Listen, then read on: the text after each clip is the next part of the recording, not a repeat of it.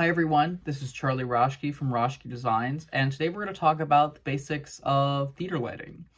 And theatrical lighting can be a lot of fun, but it also can be a challenging process, but it doesn't really have to be that difficult. It doesn't have to be complex, and it really doesn't have to be done by an expert. Anyone can really light a theatrical production if they have the right tools and the right knowledge. So let's look at some basic functions of theatrical lighting. The very first basic function of theatrical lighting is to illuminate the actors and illuminate the set. The core of theatrical lighting is based on seeing the actors in the set stage. If the lighting accomplishes nothing else, it has to accomplish this. When the audience can see the actors clearly, they are fully able to understand and take in all the words, the actions, and the mood the actors are portraying, down to the facial expressions. When you can see this is a really good indicator that you're doing it right. However, you really do want to be careful of washing out everything with light. The amount of light you need is very dependent on your space. The larger the space, the more light you need. Again, generally. When the audience can also see the set, then we've put the actors in context. And this is really important. This is critical to making the set look as it was designed to look, but it also gives us clues as to the day, the time, the mood, and so much more. And then kind of piggybacking off of that, the next function of lighting in theater is to set the time of day and to set the environment. And while the actors and the set designer do a lot, it's really hard for them to change something like the time of day. And that's where we come in. By using blues at night, warm colors of the day, varying the total amount of light on stage, you can really quickly and simply change the time of day on stage. You can even add in some street light, shadows cast by the moon, or the colors of the sunset to really paint the picture that the playwright was imagining when they wrote the script.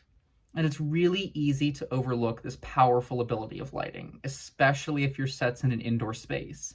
But even if the actors are inside a building, there's still going to be changes in the color, the direction of lighting, and much more that you use to frame the context of the time of day. And then the final basic function of lighting in a theater is to set the mood and to separate the space. And these ideas get a little more abstract by using tools like intensity and color in a well-timed place. Lighting can really set the entire mood of a scene. This can also be accomplished by using the lighting to isolate space's emphasis. If things get more intimate, you can really darken the lighting, bring the lights closer in on the actors, and focus right in on the action. If the scene gets more hopeful, exciting, you can brighten the set to make the entire room really feel larger. And musicals are always really fun to do for this. There's great opportunities to bring in lighting this way. Almost every time the music swells, you can bring in some color to match the mood. So, talking a little more about the design process, the first step is to really figure out what fixtures you have available and really how you want to use it. You often aren't starting from zero in your venue, and there's probably lighting already in the venue.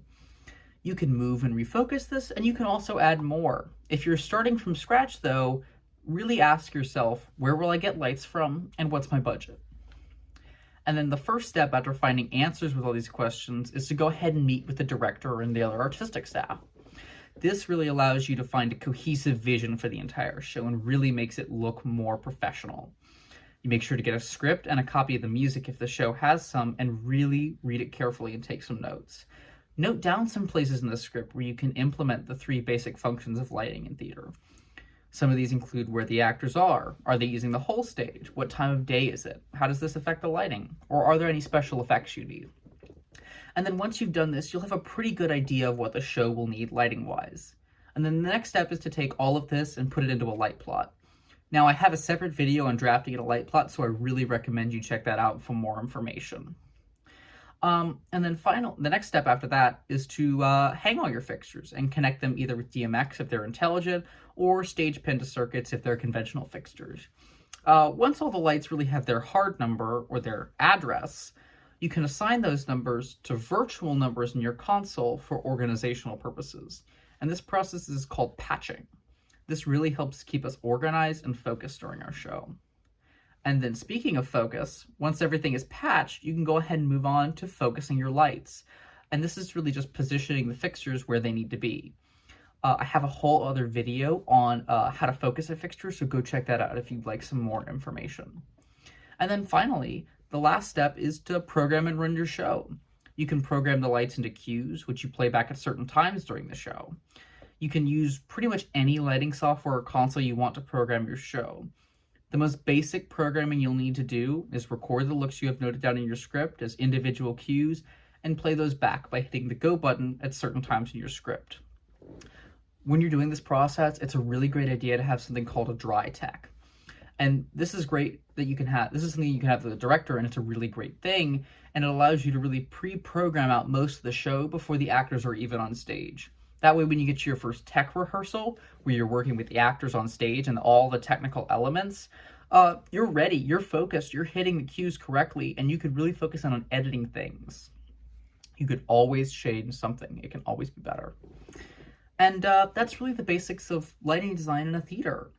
If you'd like to know more, please check me out on my private lessons, and I can help you with anything you need. Thank you so much.